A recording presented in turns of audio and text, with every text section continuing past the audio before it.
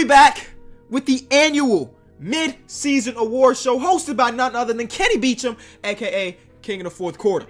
Now, the way this is going to work, we're going to go through all of the major NBA awards. I'm going to be giving y'all 3 candidates and then finally telling y'all who I think deserves to win the award. Now, this is not a prediction video. I'm not predicting who I think is going to win the award at the end of the season. I'm saying if the season were to end right now, today, on MLK Day, who do I think is the MVP, Rookie of the Year, and so on and so forth. And I watch a lot of basketball. You know, it's kind of my job to sit here and observe as much as possible. So this is what I don't want to see. The comments that say, Kenny, you sleep on this player.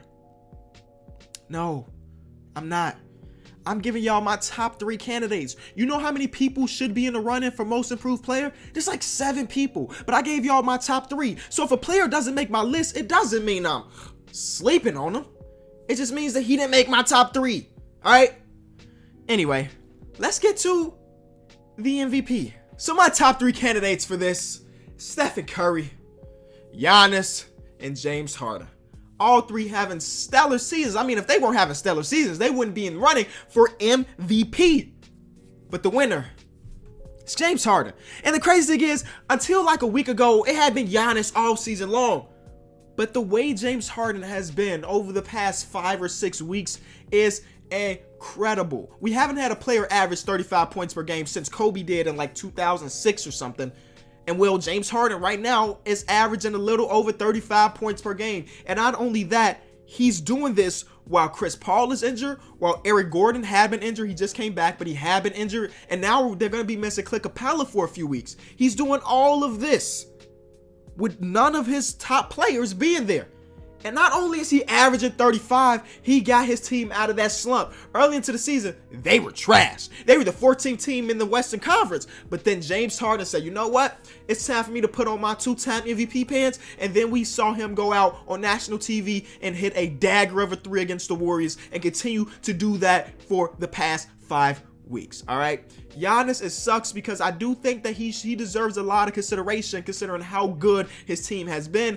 But one thing that doesn't stand out with Giannis is like those big time moments. Sure, he has hit a couple game-winning shots this season, or not, maybe not shots, but layups and stuff this season. But you remember what James Harden is doing so much more because it's historic.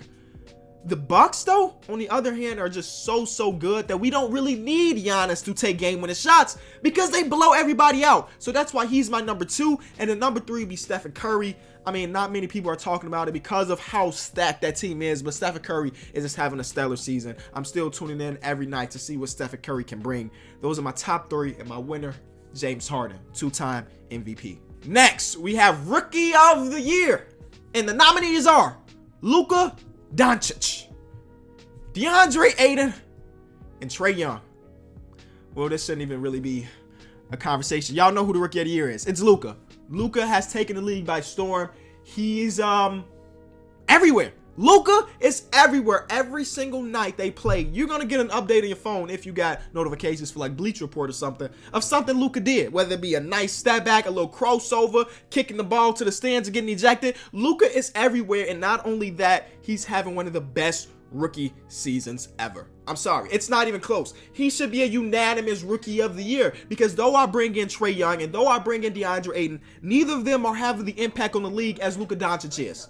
So shout out to Luka and the Dallas Mavericks for making that trade to pick him up on draft night. Listen, I'm a little bit sad because the Bulls should have had the number 2 pick. Let me ramble a little bit. The Bulls lost the coin toss, and the Sacramento Kings got that pick. We could have had Luka. I mean, from rumors, Luka would have been number 1 on our list. Can you imagine Luka in Chicago? I'm okay with Wendell. Get well soon, big bro. Or I guess little bro. I'm 22. You're like 19. Get well soon. But man, Luka in Chicago would have been something special. Anyway, Rookie of the Year, Luka Doncic. Now, Defensive Player of the Year has always been something I kind of struggle with trying to pick out who I think deserves it, because it's not always about who gets the most steals or who gets the most blocks. It's just a single player's impact on the team's defense. And throughout the history of the league, it usually is going to somebody who defends very, very well on one of the top defenses in the league. So keep that in mind as I give y'all my nominees.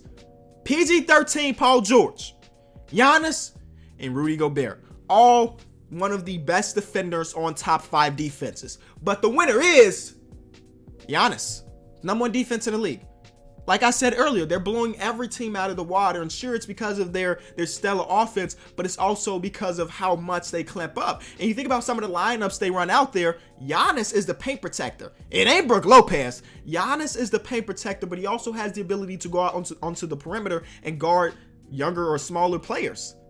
Giannis deserves to win Defensive Player of the Year halfway through the season. Who knows how things are going to go, because when it comes to these advanced stats and defensive teams and stuff, it can change like that. For example, the Utah Jazz early in this season were not good defensively, but here they are, they're getting it together, and now we got Rudy Gobert and his team going on a nice little run, and a lot of that is due to them clamping up again. So I'm going to give the award to Giannis, but again, not a prediction video, but if the league were to end right now, my pick is Giannis. So next, we got the 6th man of the year. You know, back in my day when I was a hooper, I was one of the guys that come off the bench, and it's not always about the starters. You know, let me talk to the young guys out there. Of course you want to start, but if you can come off the bench and be as good of an impact as the 3 guys I'm about to name here, listen, you're having a great year, all right? So don't be sad if you're not starting this year, all right? So my top 3 candidates are Derrick Rose, Domantas Sabonis, and Spencer Dinwiddie. All 3 have done incredible things. Let's go one by one. Spencer Dinwiddie has had games where he came out and closed it for the team off the bench. It got to the point where sometimes D'Angelo Russell may be having a game where he's struggling, and Spencer Dinwiddie's like, you know what? I got us. And he hits some really, really, really big time shots. And that's the type of thing we're looking for here. Derrick Rose, same situation. Just last night, he dropped 30 and hit the game in the shot for the Timberwolves. The Timberwolves are a team that are kind of struggling, and one of the bright sides besides Karl-Anthony Towns is, of course, Derrick Rose having this rejuvenation to his career, shooting the ball at an all-time high, at least percentage-wise, and then we have these moments where he closes out games. It's not his first time. On Halloween, he closed out the game 2 where he dropped his 50, so shout out to Derrick Rose. And then lastly, Domantas Sabonis. He may not have those big-time moments that Spencer Dinwiddie or Derrick Rose has, but he consistently will come off your bench and give you good numbers, give you good energy, and he's one of the best bench big men in the league. I also had players like Montrezl Harrell or Lou Williams in the conversation, but I narrowed it down to these 3. And the winner is, I went with Derrick Rose.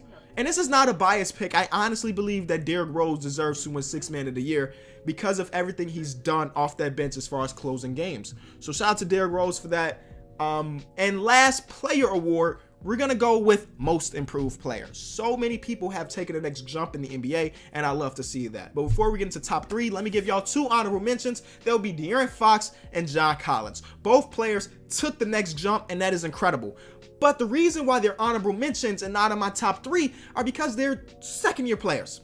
And throughout the history of this entire league, only 2 second-year players have ever won most improved player. Because the theory is, well, it's your second year, you should be better than your rookie year, because not many people are really good their rookie year. So, though De'Aaron Fox is probably taking the biggest jump in the league, I personally wouldn't have him at most improved player because he is a sophomore player in this league, okay? So, my real top 3 are Justice Winslow, point justice. I love it.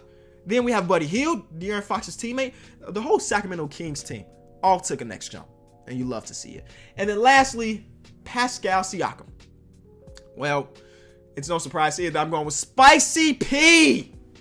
Spicy P, similar to like everybody else I have on this list, have had big time moments on the court. And he went from just an average bench player, a below average bench player, to a well above average starter. He's like a borderline all-star this year.